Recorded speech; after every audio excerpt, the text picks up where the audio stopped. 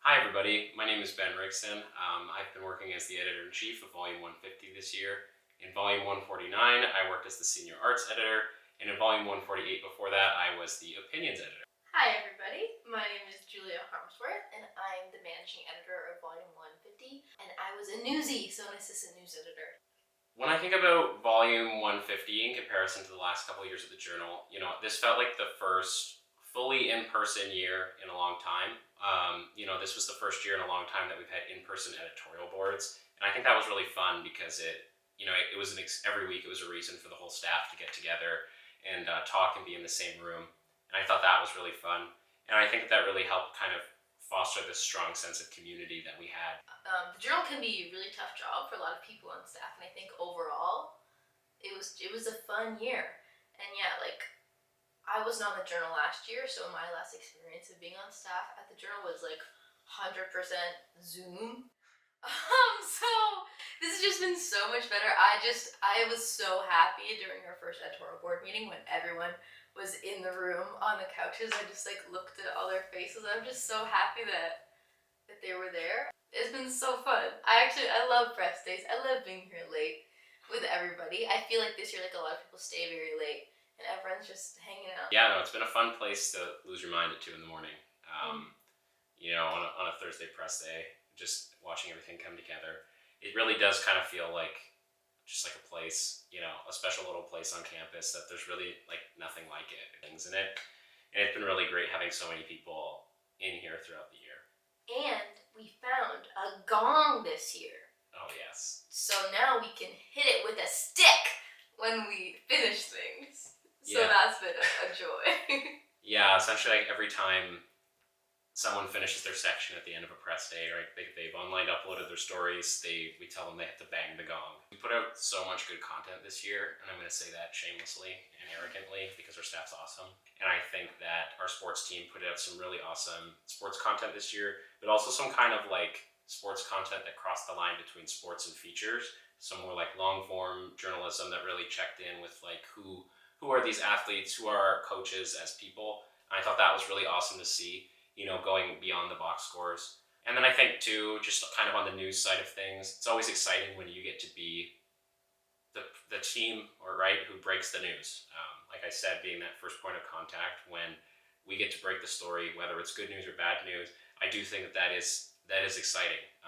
We kind of get to be the trailblazers and kind of set the tone for the discussions that are coming. And so I think that at several points throughout the year, we have the opportunity to do that.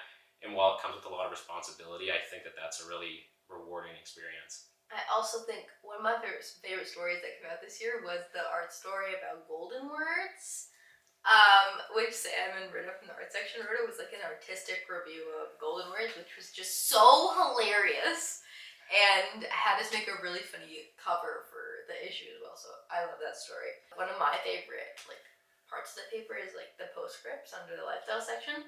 We had so many amazing postscripts this year. Every week I was wow, that was crazy because so many of our staff pitched in to write one. I'm gonna toot Ben's horn. He came up with, under his platform when he was writing, he wanted to start the BIPOC contributor pool. We allocated money to compensate BIPOC contributors for writing for us. So if you write a story, any story, you get however much money. And that has been a really great initiative. I think we made a lot of big strides this year in our relationship with graduate students. I think our news team made a very deliberate effort and put in a lot of work to cover a lot of what was going on in the graduate student community, whether it goes from housing to elections to the politics that are happening in there. And I think, that ultimately led to us getting back the SGPS fee, which in turn is going to allow the journal to continue to grow in a lot of exciting ways. So stay tuned for that because there's some fun stuff coming down the pipe in regards to that. But I think that was a big step for us, right? Because, obviously this is a predominantly undergraduate publication, but, the graduate community still, of course, matters a lot at Queen's, and we wanted to do a better job of connecting with them and reporting on them and giving them opportunities within our paper as well. I think this was a really tumultuous year for the news in general, in the sense that there was a lot of kind of really challenging events that happened in the Queen's community this year. that, reporting on them is exhausting. It's tiring, and it can be emotionally draining. Like we've had just so many moments throughout the year that really tested our staff, tested our resolve, tested our decision making skills, tested everything. But ultimately, what this reaffirmed to us is that we are often the first point of information for a lot of people at Queens and on campus. And so, we don't get to just sit back and shake our heads and go, wow, this is really terrible. We have to report on it. Like, we have a job to do and a responsibility to the people that, we serve on campus. And so, sometimes when bad news breaks, we really had to just like rally together and be strong and just push through the noise, as cliche as that might sound. I don't think Asba and Cassidy need my advice. I think they're going to absolutely crush it next year. And I think anybody that knows them or has worked with them knows that they're going to just take off in these roles and just do fantastic work all year long. I would say just keep being yourselves, everyone, and whether that's those two or the staff as a whole, returning staff, new staff, just keep bringing yourselves, keep bringing your energy, your personality. Your voice matters at the Journal, your energy matters at the Journal, and I think that when everybody really buys in, we can do some really awesome stuff, and it's an opportunity kind of unlike nothing else on campus. So yeah, just keep at it, just even when it's hard, remember why it matters, and just keep pushing forward. I also think for the incoming staff in general, I would say just say yes to every opportunity, or be open to every opportunity. Like, the Journal offers so many random things, and I really think you get out of it what you put into it. Come to press day. Stay there late if you can. Like, go to the outreach events during a week. Just go to things and really engage with the community here, because I think it's the best part of the job, 100%.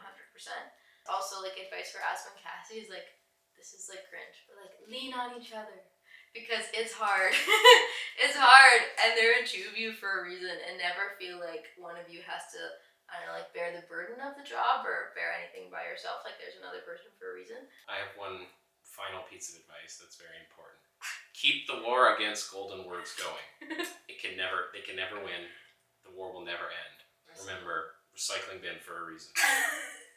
I think I learned a lot about managing a staff, I guess, and like keeping a whole community together, because that's something I've never really done before, and something that I was very scared to do going in. But I think we've done a decent job. It was definitely like a huge learning experience, I guess, and just like bridging different groups of people, like different personalities, and making sure we all mesh. Yeah, definitely learned a lot about being a leader, being a project manager, and I won't pretend like everything was perfect and that I made every perfect choice all throughout the year. But I'm thankful for all the opportunities that we had to grow and all the challenges that we had, because I think ultimately, when I look back on this year, I see I look at who I was at the start of the year and who I am now, and I'm just, really proud and really thankful for all the stuff that we've done. So, it really was an eye-opening experience in a lot of ways, and challenged me in ways that I certainly didn't expect when I at first was like, I want to be the editor-in-chief. But I'm thankful that it did.